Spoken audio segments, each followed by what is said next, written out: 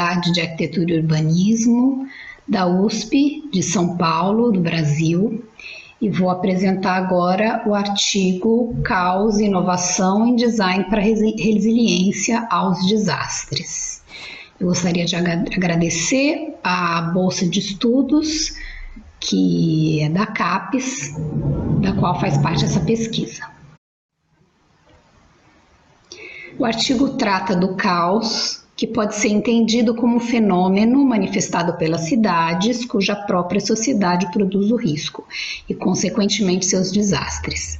Quando eu falo em desastre, pode ser tanto os desastres naturais, como terremotos, inundações, epidemias ou até mesmo pandemias, como a Covid-19, que a gente está vivendo nesse momento, ou mesmo os desastres chamados de tecnológicos, que em geral são causados pelo homem, como vazamento de óleo, rompimento de barragens, etc. A ideia é que se esse caos foi absorvido como um evento que pode ser absorvido, né, como um evento que oferece oportunidades de renovação ou mesmo de inovação, considerando os fundamentos baseados na teoria do caos, processos criativos podem ser inspirados em situações após desastres. Então, se observa inovações que ocorrem no design em situações caóticas. E a conclusão é que a resiliência a desastres, que floresce após uma situação caótica, pode ser altamente criativa e gerar inovações no design. Esse é o sumário, que tem as partes do que compõe o artigo e que serão apresentadas.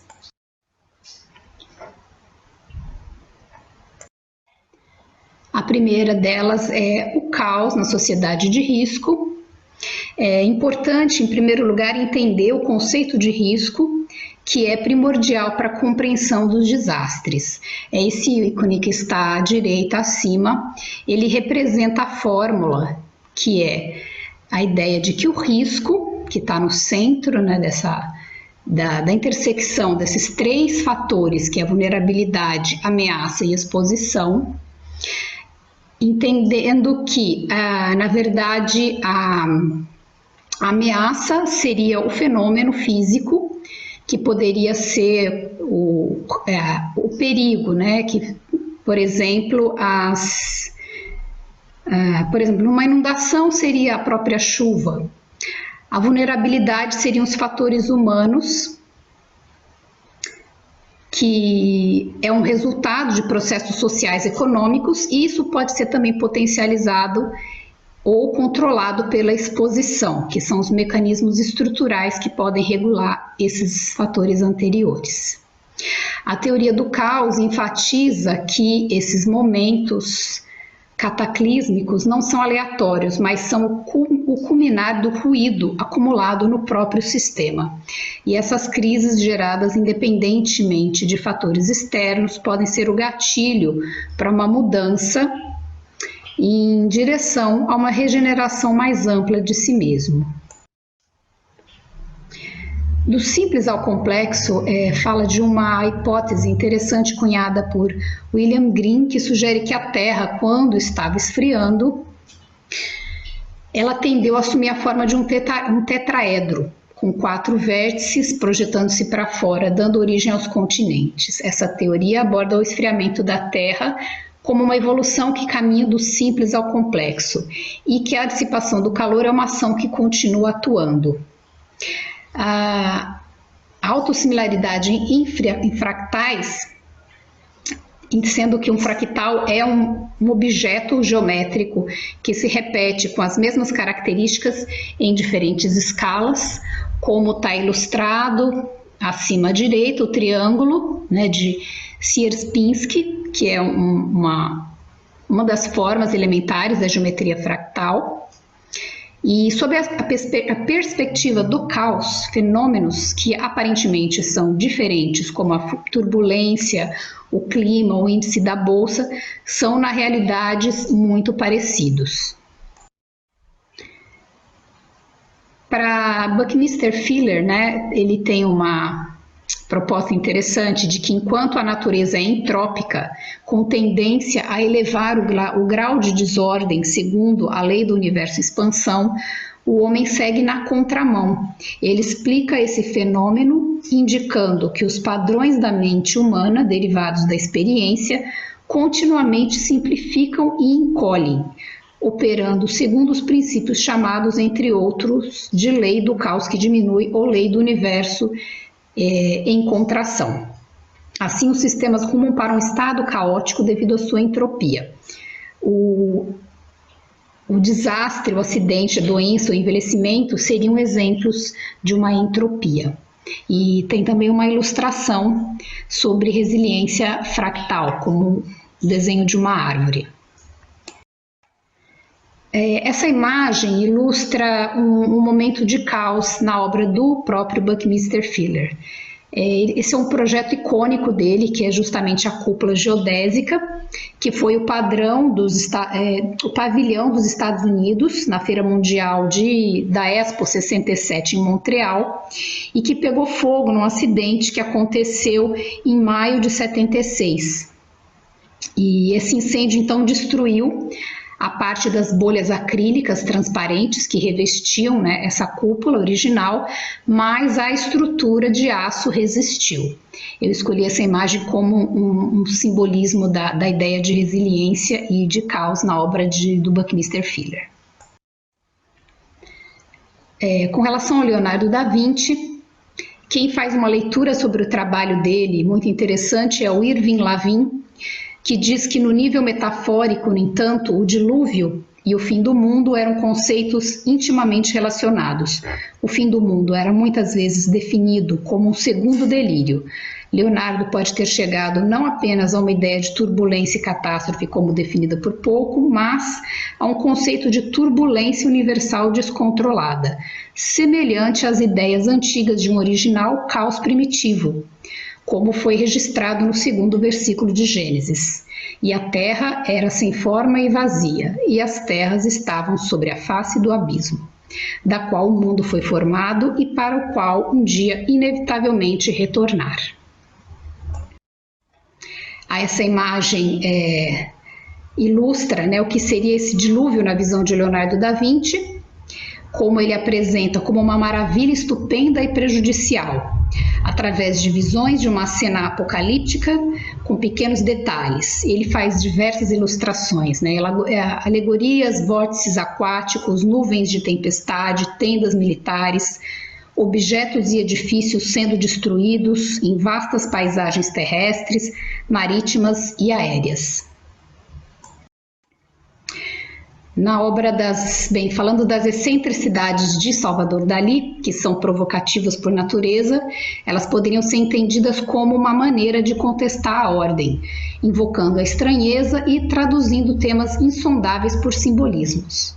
O surrealismo, como um movimento literário e artístico, explora princípios caóticos, mostra a justaposição desconcertante de objetos incompatíveis. Entre seus famosos discursos, menciona-se que o surrealismo é destrutivo, mas destrói apenas o que considera ser algemas que limitam nossa visão. Essa imagem da obra do Salvador Dalí é o Grande Dilúvio, que ele retratou com o título A Água da Enchente Cobre a Terra, como parte da Bíblia Sacra, em 1964. Essa grande mancha negra, né, indica que tudo na Terra perecerá e será destruído pelo dilúvio. Noé e a arca representam o que sobrevive. A imagem que ele coloca nos faz questionar se as inundações seriam um ato de punição divina pela civilização corrompida. Já Andrea Branzi diz que, diante do aumento populacional mundial, né, com toda a complexidade urbana, suas crises e fluxos migratórios, é impensável que a ordem se imponha. O futuro rumo à desordem, né, ele diz que é não necessariamente uma falta de ordem. As reflexões de Andrea Branzi sobre o projeto na era da relatividade, como ele assim chama, explicam na crise do próprio projeto. E essa imagem à direita ilustra uma das exposições que eles fizeram, uma mostra que foi feita em 2016, com alunos do Politécnico de Milano, onde eles interpretaram o tema caos em habitats parcialmente organizados de acordo com as funções domésticas. O caos sob essa ótica não é a falta de ordem, mas uma presença libertadora que subverte as regras. Por fim, à luz das reflexões colocadas aqui neste artigo, resumidas brevemente, podemos contar alguns pontos que podem auxiliar os processos criativos e a inovação no design. Os criadores de conteúdo podem considerar os seguintes fundamentos baseados na teoria do caos para inovações no design: adotar métodos interdisciplinares de geração de conhecimento, desenvolver sistemas avançados de projeto paramétrico, inspirar-se em estruturas e formas fractais que vão do simples ao complexo, permitir a auto-organização, onde são revelados ilegais, legítimos e informais, e fornecer subsídios para gerar unidades individuais, onde a energia reside no coletivo. Por fim, eu gostaria de encerrar retomando o ideograma chinês de crise, que está ilustrado à direita, onde a palavra crise em mandarim ela é composta por 2 caracteres: o perigo combinado à chance ou uma oportunidade. Isso quer dizer que por meio de uma crise é possível resgatar problemas profundos e reformular uma nova estrutura. Esse conceito desperta então um novo olhar para as transformações decorrentes das instituições que colaboram com a reabilitação e a reconstrução de cidades que podem ser, após elas serem afetadas por desastres. Obrigada, gostaria de agradecer. Por fim, essas são as referências que estão mencionadas no artigo. Muito obrigado. Passamos desde já para a parte das questões. Eu gostaria de deixar a oportunidade para que possam colocar questões à apresentação que acabamos de ver apresentada. Por favor.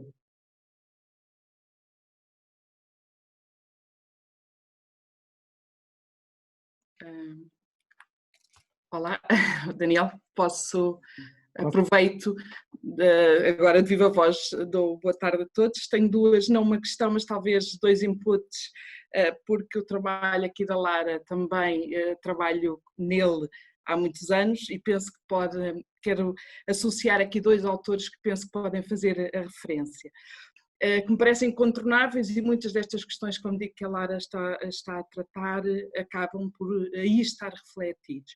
Um é o trabalho do economista austríaco Joseph Schumpeter, que fala sobre o que são falava eu do Joseph Schumpeter, portanto um economista austríaco que fala sobre a destruição criativa de forma cíclica e precisamente por um lado falando e agregando estas questões que de X em X tempo se verificam essencialmente nos sistemas socioeconómicos. Outro economista, neste caso russo, que é o Kondratiev, que tem algo muito conhecido na economia chamada as Q-Wave, ou seja, as grandes ondas socioeconómicas de 50 a 60 anos e que caracterizam precisamente práticas socioculturais dentro destes períodos. Porque é que são interessantes estes trabalhos? Porque de facto são capazes de agregar precisamente fatores humanos, sociais, com fatores ambientais, nomeadamente as questões que a Lara apontou de grandes momentos ou de guerra ou de pandemias, etc. Portanto, estes fatores, assim com o enquadramento histórico muito alongado, nós supostamente já estamos a viver o nosso 5º ciclo de Kondratiev, estão muito bem descritas nesses fenómenos. Portanto, diria que, e agora trazendo um bocadinho aqui para a inovação e para o design, eu também fiz o meu trabalho de doutoramento, incidiu muito na correlação destes fenómenos e nas práticas do design ao longo do tempo para gerir estas questões. Vale a pena entrar também um bocadinho, se a Lara se sentir confortável, no que é a segunda lei da termodinâmica, precisamente falada na teoria do caos, e que tem a perspectiva que através dos processos de organização, pelo menos localmente fechados, nós conseguimos contrariar esta construção do caos, que é uma tendência natural do universo incontornável. E, portanto, isto são todos tópicos que vale a pena tocar, e, portanto, questões como entropia, etc., serão questões aí muito interessantes para agregar. Bom trabalho. Muito obrigado. Não sei se a Lara quer comentar. Só gostaria de agradecer a Ana Margarida pela contribuição e até, de certa forma, justificar que o artigo ele é uma parte bem pequena de uma tese de livre docência que aborda muitas outras questões, principalmente de sustentabilidade, que nem aparecem aqui. E eu dei uma adaptada no artigo, porque, na verdade, essa situação do Covid, né, que surpreendeu todo mundo, eu tentei ampliar um pouco a questão dos desastres, mas o desastre que eu venho estudando nos últimos 10 anos são as enchentes e inundações. Mas agora é um momento super oportuno para ser um pouco mais flexível com as pesquisas e tentar começar a abarcar um pouquinho essas oportunidades que estão surgindo. Então, eu agradeço e vou buscar as referências que ela sugeriu. Bem, muito obrigado. Eu aproveitava só para comentar que... Daniel, deixas-me só fazer mais um apontamento, que é o seguinte: eu também estudo estes temas sobre a ótica da sustentabilidade e gostaria de deixar esta mensagem à Lara e a todos, é que de facto a minha perspectiva é que devemos precisamente pensar sobre, nestes momentos, são os grandes momentos bem estudados na teoria da inovação, como os momentos para alterar o paradigma das coisas e para fazer a diferença. E, portanto, é uma nota de otimismo aqui numa conferência de design, parece-me fazer todo o sentido. Obrigada. Certeza, muito obrigado. E apenas comentar, enquanto passamos à próxima comunicação, portanto, congratular-nos que, enquanto organização, pelo modo como as comunicações, de um certo modo, acabam por estar tão alinhadas com a situação que vivemos, com os problemas da nossa sociedade, e, de alguma forma, portanto, relacionados, apontando aqui caminhos para encontrar soluções, dar ordem ao caos e, por vezes, aprender com aquilo que, no fundo, são os problemas.